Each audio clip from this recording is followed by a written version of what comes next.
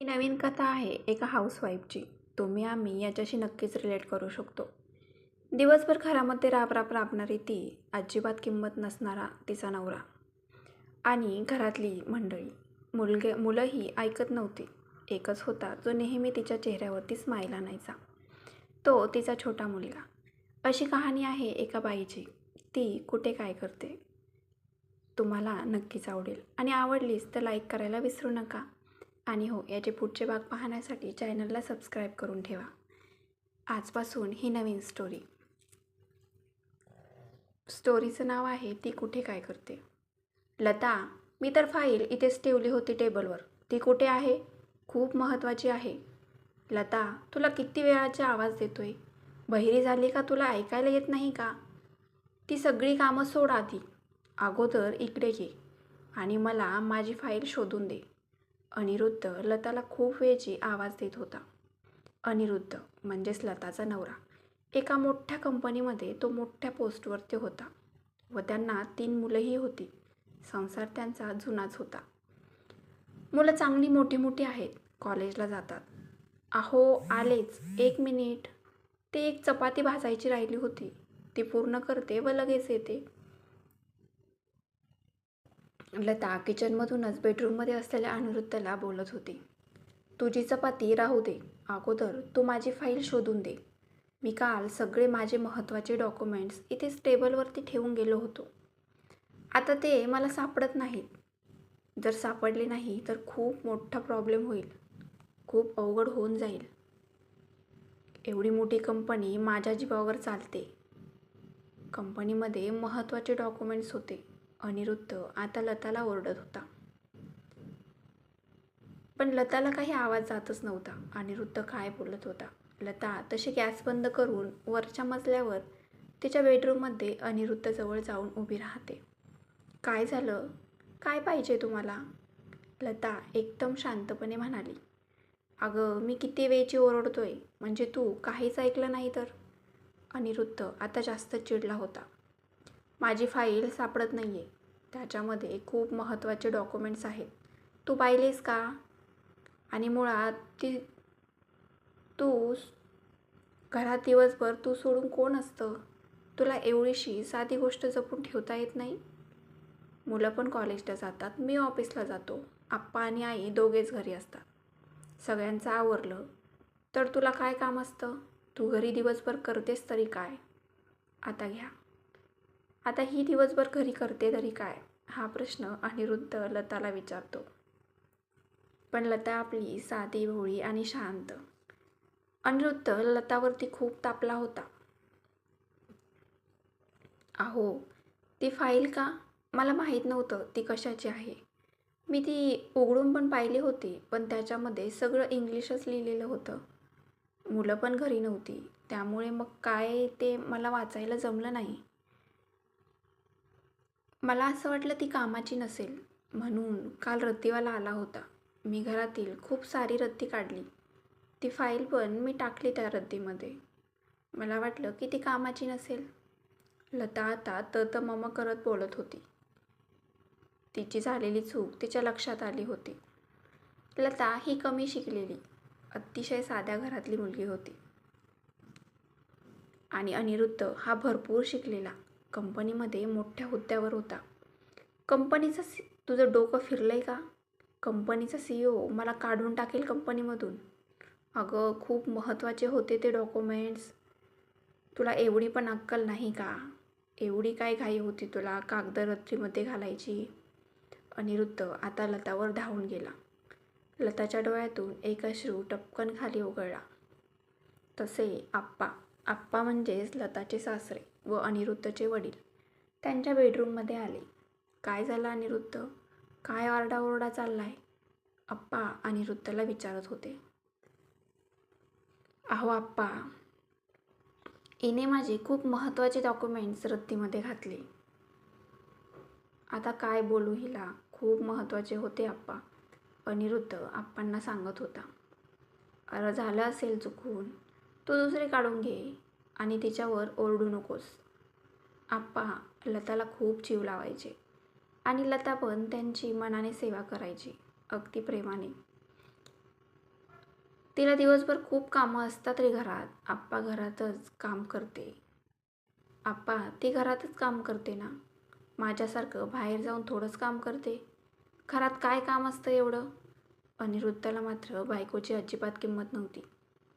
ती दिवसभर घरात आहे म्हणजे तिला काही कामच नाही असा त्याचा समज होता. अनिरुद्ध रागारागामध्ये बाहेर गेला. त्याच्या ऑफिसची बॅग उचलली व तसाच घराच्या बाहेर पडायला लागला. मागून लता अनिरुद्धला आवाज देत होती. अहो, तुम्ही तुमचा टिफिन विसरलात. लता टिफिन हातात घेऊन अनिरुद्धच्या मागे गाडीच्या जवळ गेली. तसा अनिरुद्ध गाडीमध्ये बसला. गाडी चालू करून लताकडे बघून म्हणाला, टिफिन आता तो तूच खा. व गाडी स्टार्ट करून गाडीमध्ये बसून निघून गेला. लताला बिचारीला खूप वाईट वाटलं. तिची सगळी कामं आवरली होती. कामं आवरता आवरता 4-5 वाजली होती. ती एकदम निवांत बसली होती. तेव्हा तिला सकाळी घडलेला प्रसंग आठवला. तिच्या डोक्यात आलं, मला वाचता येत असतं तर कदाचित त्यांची एवढी महत्त्वाची कागदपत्र अशी रद्दीमध्ये टाकलीच नसती. सगळी चूक माझीच आहे.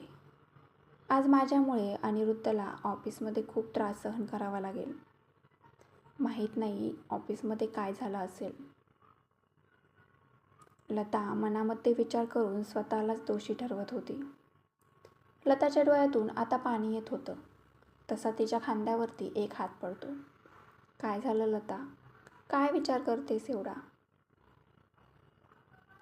लता डोळ्यातले पाणी पुसून चेहऱ्यावरती एक स्माईल आणते व हळूच मागे वळून बघते तर लताची आई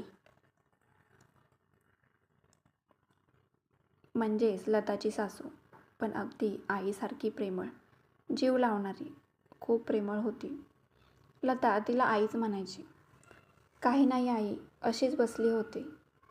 तुम्हाला काही हवं आहे का? हो अगं, मला ना थोडासा चहा करून दे. आई लताला बोलत होती. घरामध्ये फक्त सगळ्यांनी लताला ऑर्डर द्यायची आणि लता लगेच उठून कामाला लागायची. हे घर माझं, ही मुलं माझी, ही माणसं माझी, फक्त सगळं माझं माझं करून जगायची. पण अनिरुद्ध तिच्या शब्दांनी त्याला लगेच तोडकं करायचा. हो लगेच आई, तुम्ही बसा, मी करून देते, असं म्हणत लता लगेच उठते.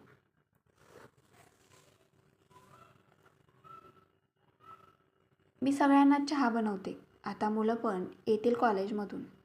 लता उठून किचनमध्ये जाते व पुन्हा तिच्या कामामध्ये ती व्यस्त होऊन जाते. तेवढ्यात तिची 3ही मुलं घरी येतात. विजय 2 नंबरचा मुलगा, आपल्या आईची खूप काळजी करणारा. अजय सगळ्यात मोठा, विजयच्या अगदी विरुद्ध, डॉक्टरकीचं शिक्षण घेत होता. तो त्याचा अभ्यास व कॉलेज याच 2 गोष्टींमध्ये व्यस्त असायचा. बाकी घरामध्ये काय चाललंय त्याचं त्याला काही त्याच्यामध्ये लक्ष नव्हतं. स्नेहा दिसायला खूप सुंदर,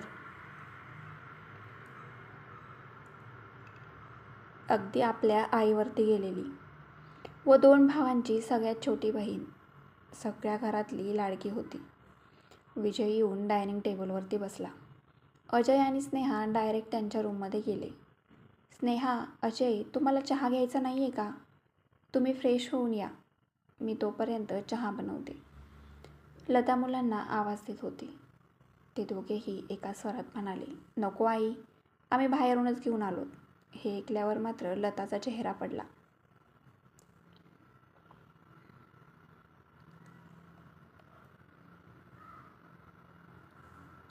आई, त्यांचं जाऊ दे. तू मला आणि आप्पाला आणि आईला चहा दे. आम्ही आहोत ना चहा प्यायला, विजय आईला बोलत होता. तशी लताच्या चेहऱ्यावर एक मोठी स्माईल आली. जणू काय तिचा दिवसभराचा थकवा निघून गेला.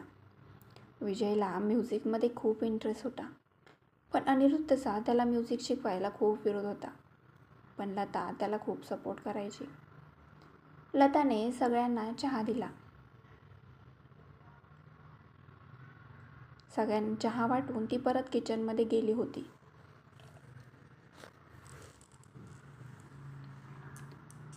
तोपर्यंत किचनमध्ये गेलीस तोपर्यंत अनिरुद्ध ऑफिसमधून आला. त्याचा चेहरा एकदम पडलेला व दमलेला दिसत होता. कारण त्याला ही सगळी डॉक्युमेंट्स परत काढायची त्याच्यासाठी खूप मेहनत करावी लागणार होती.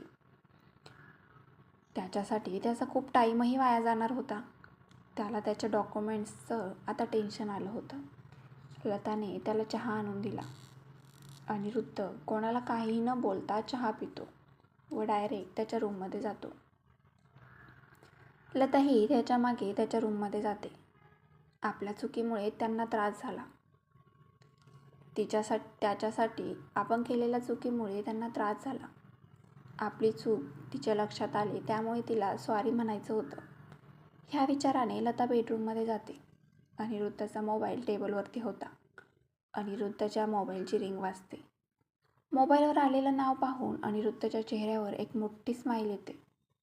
लता फक्त अनिरुद्धलाच पाहत असते. नेमका फोन कोणाचा होता हे तिलाही माहीत नव्हतं. तुम्हाला हा भाग कसा वाटला मला नक्की सांगा.